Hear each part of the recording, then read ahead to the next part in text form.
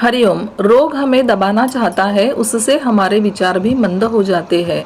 अतः रोग की निवृत्ति करनी चाहिए, लेकिन जो विचारवान पुरुष है वह केवल रोग निवृत्ति के पीछे ही नहीं लग जाता। वह तो यह निगरानी रखता है कि भयंकर दुख के समय भी अपना विचार छूट तो नहीं गया। ऐसा पुरुष हाय हाय करके प्राण नहीं त्यागता, क्योंकि वह जानता है कि रोग उसका दास है। रोग कैसा भी भय दिखाए, लेकिन विचारवान पुरुष इससे प्रभावित नहीं होता। जिस साधक के पास धारणा की दृढ़ता एवं उद्देश्य की पवित्रता, ये दो गुण होंगे, वह अवश्य विजेता होगा। इन दो शास्त्रों से सुसज्जित साधक समस्त विघ्न बाधाओं का सामना करके आखिर में विजय पताका फहराएगा। जब तक हमारे मन में इस बात का पक्का निश्चय नहीं होगा कि सृष्टि शुभ है, तब तक मन एकाग्र नहीं होगा।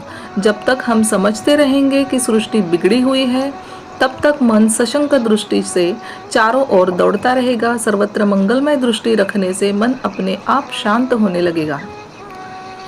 आसन स्थिर करने के लिए संकल्प करें कि जैसे पृथ्वी को धारण करते हुए भी शेष जी बिल्कुल अचल रहते हैं, वैसे मैं भी अचल रहूंगा। मैं शरीर और प्राण का दृष्टा हूँ। संसार मिथ्या है, यह मंद ज्ञानी की धारणा है। संसार स्वप्नवत है, यह मध्यम ज्ञानी की धारणा है। संसार का अत्यंत अभाव है, संसार की उत्पत्ति कभी हुई ही नहीं, यह उत्तम ज्ञानी की धारणा है। आप यदि भक्ति मार्ग में हो तो सारी सृष्टि भगवान की है, इसलिए किसी की भी निंदा करना ठीक नहीं।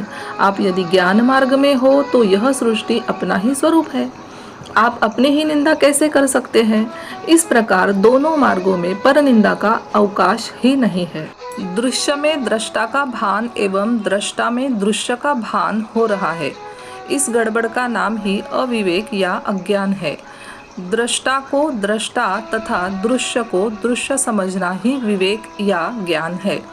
आसन व प्राण स्थिर होने से शरीर में विद्युत पैदा होती है। शरीर के द्वारा जब भी क्रिया की जाती है, तब वह विद्युत बाहर निकल जाती है। इस विद्युत को शरीर में रोक लेने से शरीर निरोगी बन जाता है।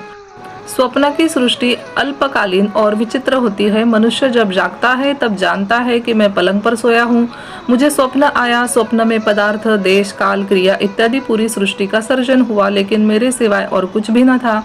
स्वप्न की सृष्टि झूठी थी। इसी प्रकार तत्वज्ञानी पुरुष अज्ञान रूपी निद्रा से ज्ञान रूपी जागृत अवस्था को प्राप्त हुए हैं।